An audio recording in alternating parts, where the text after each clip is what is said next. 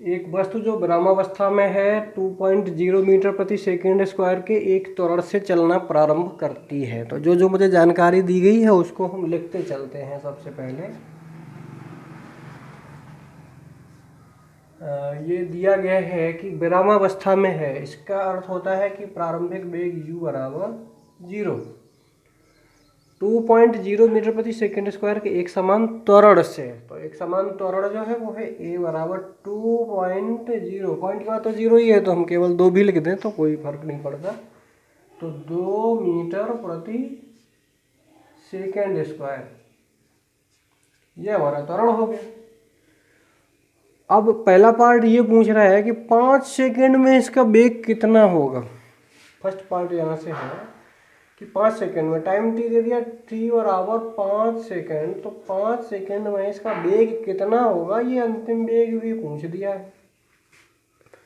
अब हमारा you B A T, 4 चीज़ें हैं, 4 में से 3 पता है, एक पता करना है। तो ये गति के किस समीकरण में आता है वही समीकरण लगा देंगे। गति के प्रथम समीकरण में आता है v बराबर यू प्लस ए टी। तो गति के प्रथम समीकरण से,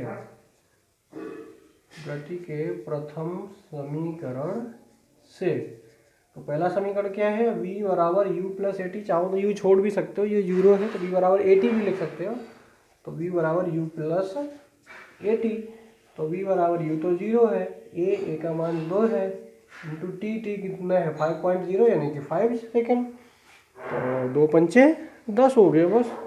अंतिम वेग v बराबर हो गया 10 मीटर प्रति सेकेंड। ये आपका फर्स्ट पार्ट सॉल्व हो गया। ए पार्ट, अच्छा ए था ये। बी पॉइंट है कि यही 5.0, यही 5 सेकेंड में, टाइम यही है 5 सेकेंड, इसी 5 सेकेंड में कितनी दूरी चल सकती है। तो दूरी s आ गई। तो s किस समीकरण में आता है, गति के दूसरे समीकरण में आता है। तो गति का दूसरा समीकरण लगा देंगे इसके लिए। बी पार्ट, गति के दूसरे समीकरण से, पहले में तो s आता ही नहीं है, दूसरे और तीसरे में s आता है। गति के दूसरे समीकरण से, ये भी ध्यान रखेंगे, दूसरे में s आता है, साथ में t भी आता है। तीसरे वाले में क्या होता है कि उसमें t नहीं होता है, s तो उसमें भी होता है। तो जिसकी जैसी ज़रूरत होगी वैसे ही हम लगाते चलेंगे। गति के दूसरे समीकरण से s बराबर u t plus half a t square. तो s equal to u t, u 0 है, टी का गुणा करेंगे तो सब 0 हो जाएगा, केवल क्या बचेगा हाफ ए का मान कितना है 2 इंटू टी का स्क्वायर। टी का मान वही 5 ही सेकेंड में पूछा है, तो 5 का स्क्वायर, 2 से 2 कट गया, 2 एकम 2 एक बार, 5 का स्क्वायर, 5 गुणे 5, 5 पंचे 25। तो s बराबर आ गया 25 मीटर। तो ये हमारा बी पार्ट हल हो गया। सी पार्ट क्या कहते हैं, सी ये कहते हैं कि पहले 5 सेकंडों के दौरान इसकी औसत चाल क्या होगी। तो फर्स्ट पार्ट में हमने लगाया है कि उसी 5 सेकंड के दौरान t बराबर 5 सेकंड में ही अंतिम वेग कितना हो गया ये। तो औसत वेग कैसे निकालेंगे, प्रारंभिक वेग प्लस अंतिम वेग बटे 2, आधा कर देंगे। तो औसत वेग, औसत वेग इसको v बार से डिनोट करते हैं। ये कैसे निकालेंगे, प्रारंभिक वेग प्लस अंतिम वेग बटे 2। तो प्रारंभिक वेग u प्लस अंतिम वेग v बटे 2। ये याद रखना, ये v जो है 5 सेकंड बाद वाला है, हम 5 सेकंड वाला निकाल चुके हैं इसलिए हम डायरेक्ट रख देंगे। तो हमारा औसत वेग v बार इक्वल टू हो गया u तो 0 ही है प्रारंभिक वेग, और 5 सेकंड बाद v कितना हुआ 10 मीटर प्रति सेकंड।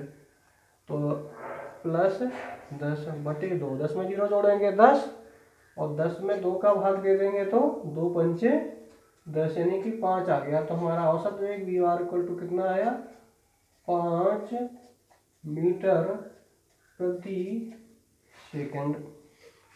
अगला डी पार्ट है इसका कि 40 मीटर प्रति सेकंड का वेग प्राप्त करने तक वह कितनी दूरी चल चुकी होगी। अब अंतिम वेग दे दिया गया है इसका डी पार्ट कि इसका अंतिम वेग यदि v 40 मीटर प्रति सेकंड हो जाता है, तब प्रारंभिक वेग u 0 ही है, v 40 मीटर प्रति सेकंड हो जाए तो इसमें वह कितनी दूरी चल चुकी होती है। तो हमने देखा गति के तीसरे समीकरण में दूरी आती है, समय नहीं होता है, तो उसमें समय दिया भी नहीं गया, चौथे पार्ट में समय की बात ही नहीं की, तो उन्होंने इसलिए गति का तीसरा समीकरण लगेगा मेरा। तो अंतिम वेग v ये हो गया, u ये हो गया, त्वरण a वही है, बस इतना पूछा कितनी दूरी चल चुकी होगी, तो उसके लिए हम यही गति का समीकरण तीसरा लगा देंगे। गति के प्रति समीकरण से, तीसरे समीकरण से, गति के तीसरे समीकरण से, तीसरा समीकरण क्या है, v square equal to u square plus 2as। तो ये v अंतिम वेग इन्होंने कहा है कि 40 मीटर प्रति सेकेंड करना है, तो 40 कर दिया, 40 का स्क्वायर इक्वल टू u का स्क्वायर, u तो 0 ही है, प्रारंभिक वेग ब्रह्मावस्था से प्रारंभ कर रहा तो 0 ही, प्लस 2 इंटू a का मान, a हमारा 2 मीटर प्रति सेकेंड स्क्वायर है, तो ये इंटू 2 इंटू s अभी पता ही नहीं है, ये तो पता ही करना है। तो 2 दूनी 4s, 4s में 0 जोड़ेंगे तो 4s, तो ये हो गया 4s इक्वल टू 40 का स्क्वायर। तो s इक्वल टू कितना हो जाएगा, ये 40 का स्क्वायर, इसको लिख देंगे 40 इंटू 40, और ये 4 का गुणा है, बटे में 4 चला जाएगा। हालांकि हमने लेफ्ट को राइट, राइट को लेफ्ट में लिख दिया है, इसलिए चलना उनका कोई खास फर्क नहीं। 40 का 4 का 4 दाइन 40, 10 बार, तो 40 और 10 बचा, तो 40 दाइन 400, एस इक्वल टू कितना हो गया, 400 मीटर। इसका मतलब है कि जब इसका वेग 40 मीटर प्रति सेकंड हो जाएगा, तब तक यह वस्तु हमारी जो है 400 मीटर तक की दूरी तय कर चुकी होगी। तो